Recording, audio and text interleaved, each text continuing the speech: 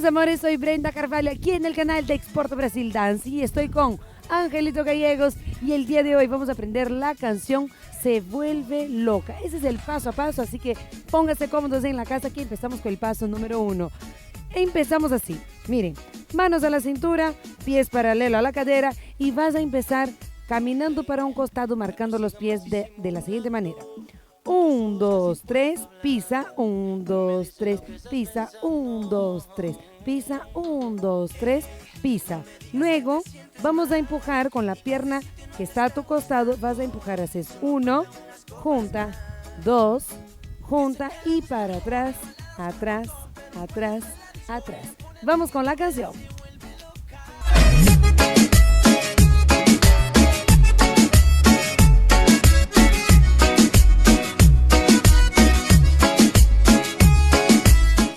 Vamos con el siguiente paso. El siguiente paso es un pasito que nosotros pusimos de Daisy. ¿Por qué? Porque la bailarina que baila también en el videoclip siempre lo hace y nosotros dijimos vamos a poner ese paso por ella. Así que vamos a hacer 1, 2, 3, 4. Solo que ahí vamos a levantar los brazos y vamos a hacer 1, 2, 3, 4 y 1, 2, 3, 4. Vamos con la canción.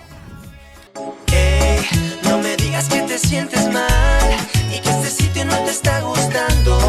Solo faltan unas copas más. El siguiente paso se llama sacude, porque vamos a ponernos de costado y a sacudir el cuerpo como todo el mundo lo hace en los cumpleaños, en las fiestas, en donde sea. Y va y haces 1, 2, 3, 4, 5, 6, 7 al otro lado. 1, 2, 3, 4, 5, 6, 7, 8. Vamos a voltear nuevamente y vamos a hacer 1, 2, adelante, junto. Y 1, 2, adelante, junto. Vamos con la canción. Su casa suelta como no, pero cuando te la digo y le pone reggaetón, ella te vuelve loca. Ella te vuelve loca. Le encanta. Siguiente paso. Empezamos con el coro. Vamos a ver lo que dice la canción. Lado, lado, lado doble.